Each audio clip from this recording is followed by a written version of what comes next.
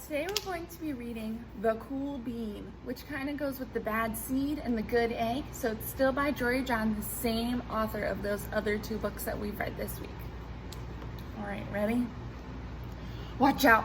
Here comes the cool beans. The cool beans. Oh yeah, check out how they move. Look at the way they swagger. Notice their sunglasses. Yow! The cool beans are known all over school, from house to house, across town, and beyond county lines. In the olden days, last year, we were all one big pod of beans. We were a mixed bag, but it somehow worked. Yep, those were the good old days. And then we stopped seeing each other as much. That's just how it is sometimes. You spend less time together, even though you're not totally sure why. I watched as the beans I knew so well, the beans from my own pod, become the cool beans. They were so cool. One of them could play the guitar. Cool. One of them could draw the best superheroes. Cool. One of them could jump higher than any bean I'd ever known. Cool! Me? Well, I mostly stayed the same. Sure, I made small changes. I wore sunglasses, too big. I slicked my hair back, too slick. I strutted around, ow! I swaggered, oof.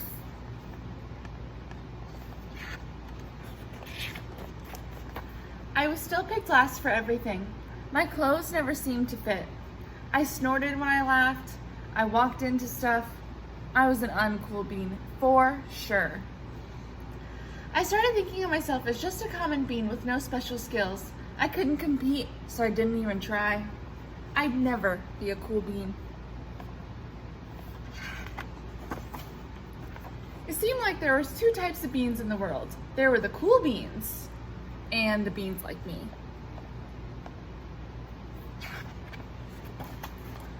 The days all blended together. I lived my life and things were just okay.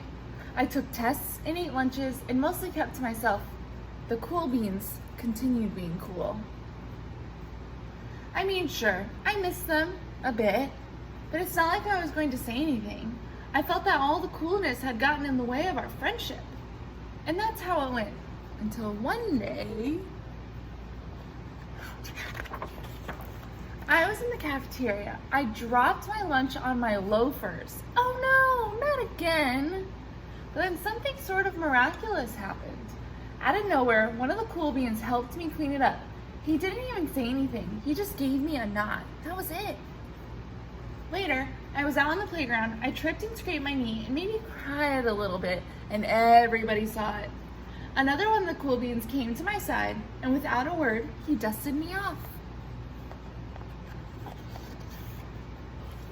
Oof, it's hard to turn the pages a little. That afternoon, I was sitting in class. I wasn't really paying attention. I didn't notice, but our teacher had called on me. Everybody stared. I sat there in silence. Nobody said anything. And then everybody just laughed at me. That was it. After today, I was officially a has-been.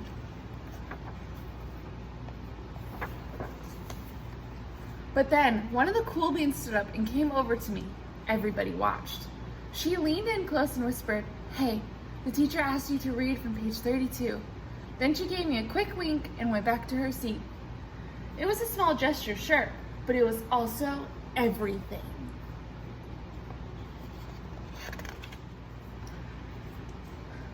I walked home with a goofy smile on my face. Look at his smile, guys. I smiled all the way through dinner. That day made all the difference. It was a day that could have been really bad if not for the kindness of a few cool beans. It gave me a shred of confidence. That shred of confidence had continued to grow. Somebody had my back, or a few somebodies.